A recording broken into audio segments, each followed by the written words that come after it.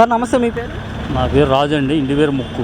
ఏం చేస్తుంటారు సార్? మేము వ్యవసాయం చేస్తారు. ఏ ఊరు సార్ మీది? సోరపూడి అండి, దేవనవల మండలం.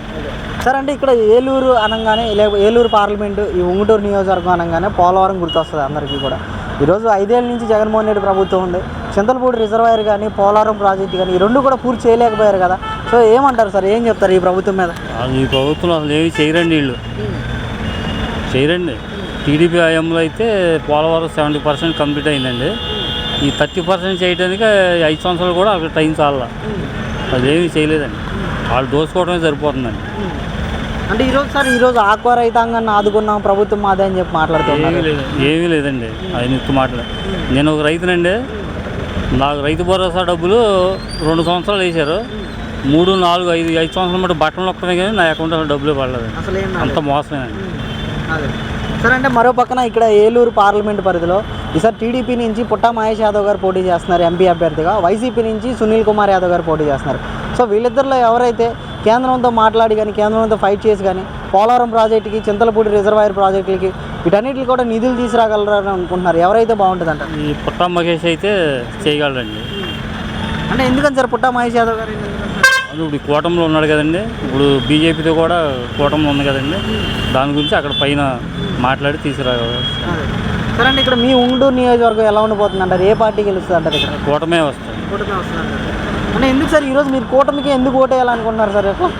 ఈ వైసీపీ గవర్నమెంట్ పనులేం చేయలేదండి. ఒక రోడ్డు వేయలేదు, ఒక డ్రైనేజ్ చేయలేదు. వాళ్ళ మాటలకే పరిమితం కానీ పనులేం లేవు. అంటే ఈరోజు ఇంటింటికి రేషన్ పంపిస్తున్నాం, ఇంటింటికి పెన్షన్ పంపిస్తున్నాం, ప్రభుత్వం మాది, సచివాలయం పెట్టాం, వాలంటీర్లు పెట్టామని చెప్పి మాట్లాడుతున్నారు కదా, మరి ఇవి ఉపయోగపడట్లేదు అంటారు? ఇంటింటికి రేషన్ అంటే ఇంటింటికి ఎక్కడికి వస్తున్నాయండి? ఏదో సెంటర్లో పెడుతున్నారండి వ్యాను. ఈ 10 ఇళ్ళు ఉందో 20 ఉందో అక్కడికి వెళ్ళి తెచ్చుకోవాల్సి వస్తుంది లైన్లో నుంచి. పెట్టిన ఉపయోగం ఉందండి, ఇంటింటికి రావట్లేదండి. అదే సరే, ఏంటి మరి జగన్మోహన్ రెడ్డి గారు పాలన చూశారు గత 5 ఏళ్ళు, గత 5 ఏళ్ళు చంద్రబాబు నాయుడు పాలన చూశారు. ఇద్దరు ప్రభుత్వాల్లో ఏది మంచిగా మేలు జరిగింది అనుకోవచ్చు అంటారు? ఏంటి? టీడీపీ హయాంలోనే పనులు అయినాయండి, అదే ఈ వైసీపీ వచ్చాక ఏమీ లేదండి. సరే ఏంటి మరి ఇప్పటికి కూడా వైనాట్ 175 అని అంటున్నారు జగన్మోహన్ రెడ్డి గారు, మరి అన్ని సీట్లు వస్తాయంటారా? ఏంటి అసలు? రావండి. అంటే ఎన్ని వస్తాయి? మా వస్తే ఒక 50 లోపు అండి, ఒక 50 సీట్లు లోపు వస్తాయండి వైసీపీ 50 సీట్లు. సార్ మరి చంద్రబాబు నాయుడు ఉన్నప్పుడు దోచుకున్నాడు, చాలా తినేసాడని చెప్పి ఆయన మీద చాలా ఆరోపణలు చేశారు. జగన్మోహన్ రెడ్డి వచ్చాక ఇంటింటికి పథకాలు అందుతున్నాయి అని అంటున్నారు. ఇద్దరిలో ఎంతవరకు వాస్తవం ఉంది మరి? ఏమంటే చంద్రబాబు నాయుడు గారు తినేశారు, దోచేశారండి. వీళ్ళు 5 సంవత్సరాలు అధికారంలో ఉన్నారు, అధికారుల చేతిలో ఉన్నప్పుడు ఏం తిన్నారు ఏంటో తేల్చాలి కదండి. ఏమీ లేదు కదండి, ముందు మాటలంటే సరిపోదు కదండి. అదే సార్ మరి ఓవరాల్ ఎన్నికలు ఎలా ఉంటాయి అంటారు ఏపీ మొత్తం? ఏపీ మొత్తం కూటమే వస్తాయండి, కూటమే అధికారంలోకి వస్తాయి. Thank you sir. Okay sir నమస్తే, మీ పేరు? చూన్నారండి, చింతలపాటు చూన్నారండి. ఏం చేస్తుంటారు? వ్యవసాయం చేసారు ఖాళీ. ఇప్పుడు మానేసిన చెరువులు తగ్గాక చెరువుల పరిస్థితి బాగోలేదు. కేశవరం, అది గణపారం మండలం, ఉంగుటూరు నియోజకవర్గమే. సరే ఏంటి ఎలక్షన్స్ వస్తున్నాయి కదా, ఇక్కడ ఏ పార్టీ గెలిచే అవకాశం ఉందంటారు? ఏంటి అసలు? జనసేన నెగ్గుతుంది. అంటే టీడీపీ బదులు పొత్తున్నమల జనసేన నెగ్గుతుంది. ధర్మరాజు గారు ధర్మరాజు పేరు తగ్గట్టు అలా ధర్మంగానే సంపాదించుకున్నారు తప్ప అక్రమంగా సంపాదించలేదు మాకు తెలిసిన బట్టికి. ఈ జగన్ గారి పాలన మాకు ఎవరికి ఏదో తల్లికి అన్నం పెట్టినాడు, పెద్ద తల్లికి ఏదో సేరెట్టాడు శాస్త్రం ఉంది. మా ప్రజలకు అలా అనిపించింది. 5 సంవత్సరాలు అయింది చనిపోయి. మీరు నేను ఇంకోటి ఎవడో చంపితేనే కదా చచ్చిపోయింది, ఆ ఆటో చనిపోలేదు కదా. మరి నిరూపించలేనాడు ఇక ముఖ్యమంత్రిగా ఎలా అర్హుడవుతాడు? ఇప్పుడు ఎవరో మీరు నేను ఆయన చంపారు కదా, చచ్చిపోయాడు కదా. ఇప్పుడు నిరూపించి పలా నోరని చెప్పాలి కదా. ఎవరొకరు మరి నిరూపించినోడు ఇంకా ప్రజల్ని ఏం పరిపాలనిస్తారు?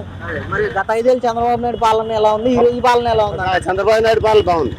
రైతులు ఎంతమంది రైతులు, మేము రైతులే, పొలాలు ఇచ్చారు, ఇచ్చినాడు. ప్రభుత్వం సమాధానం చెప్పాలి దానికి. ప్రభుత్వానికి సమాధానం. చంద్రబాబు నాయుడు ఇవాళ పోతాడు, ఈయన ఉంటాడు, రేపు పోతాడు. ప్రభుత్వాన్ని ప్రభుత్వ పరంగా నడపాలి. వాటి మీద చంద్రబాబు నాయుడు మీద దేశం పెట్టుకుని ప్రజలు పాటు చేస్తారు వీళ్ళు. చంద్రబాబు నాయుడు మంచివాడు కాదు, అడిగేది పడదు, అది పక్కన పెట్టాలి. ప్రభుత్వ పథకాలు ఇప్పుడు అక్కడ జైలు చనిపోయింది అన్నకంటే నిజాలకు కూడా తీయలేదు. అది నిలబడుతుందండి. అది ప్రభుత్వ పరంగా వచ్చి అన్నీ నడపాలి. ఇప్పుడు సొంత పని పక్కన ఆడు చేయలేదు, నేను చేశానంటే చేసిన వాడు నేను చెప్పుకోడు ఎవడని ప్రజలే చెప్పుకుంటారు. నేను చేశాను అనేది చేసినోడు ఎవడో, చెప్పుకున్నాడు ఎవడో గొప్పవాడు ప్రజలు చెప్పుకోవాలి. ప్రజలు ఏంటంటే పలానోడు మంచివాడు మా బాగుందని ప్రజల్లోకి రావాలండి. అంతేగాని నేను గొప్పవాడిని చెప్పుకున్నాడు ఎవడో గొప్పవాడు ఆవిడే. సరే అండి, ఇక్కడ ఏలూరు పార్లమెంట్ పరిధిలోనే పోలవరం ప్రాజెక్ట్ ఉంది, చింతలపూడి రిజర్వాయర్ ఉంది. ఈ రెండు పూర్తి చేయలేకపోయింది కదా ఈ ప్రభుత్వం. ఎలా అనిపిస్తుంది? అంటే చాలా దారి మరి అన్యాయం కదండి. అక్కడ రైతులు ఉన్నారు, వాళ్ళ రైతులకి ఈ ఆటకి ఏమైనా ఇచ్చారా? ఇప్పుడు మేము రైతులే, వాటి పరిస్థితి ఏంటి? వాటి పొలం తీసుకున్నారు మునిగిపోతుందని, వాడికి ఇల్లు వాకలే పొలం ఇవ్వాలి కదా. వాళ్ళు పక్కన పెట్టేసి ఆడికి అట్టి ఇటుకి అది పెట్టేసాను ఇది పెట్టేసానంటే అది ఎలా కుదురుతుంది? చెట్టుని పెంచితే చెట్టు 10 మంది పొలాలు తింటారు, అంతేగాని చెట్టుని నరికేస్తే ఆయాలు తడిపోతుంది. పూర్వం బాతు రోజు గుడ్డు పెట్టేదంట, నాలుగు ఎవడో అన్నాడు కోసేస్తే పొట్ట నిండా గుడ్లు ఉంటాయి అన్న సామెతగా ఉంది ఈ పరిపాలన. అంటే ఇక్కడ ఈసారి ఏలూరు పార్లమెంట్ అభ్యర్థిగా పుట్టా మహేష్ యాదవ్ గారు టీడీపీ నుంచి, వైసీపీ నుంచి కారుమూరి సునీల్ యాదవ్ గారు పోటీ చేస్తున్నారు. అంటే వీళ్ళిద్దరు ఎవరు వస్తే ఇక్కడ ఉన్న పోలవరం ప్రాజెక్ట్ కోసం కానీ చింతలపూడి రిజర్వాయర్ కోసం కానీ నిధులు సాధించగలరంటారు? ఎవరైతే బెటర్? తెలుగుదేశం ప్రభుత్వం అయితేనే ఈ ప్రభుత్వం అయితేనే సాధిస్తుంది. ఇప్పుడు ఇప్పటిదాకా చేసాడు ఏమి ఆగిపోయినాయి కదా, ఎక్కడికక్కడ ఏమి అన్నీ ఆగిపోయినాయి. అందరికీ తెలుసున్న విషయమే. ఒక బ్యాటరీ వచ్చిందండి, ఇప్పుడు బ్యాటరీ కడితే 1000 మంది బతుకుతారు. ఆ బ్యాటరీ వాడికి నాకు ఇంత వాటా ఇచ్చేయమంటే ఇంకా ఆడేం పెట్టుకోగలుగుతాడు? ఇప్పుడు ప్రతి దాంట్లో వాటా ఇవ్వమంటే అది ఎలా నిలబడగలుగుతాడు?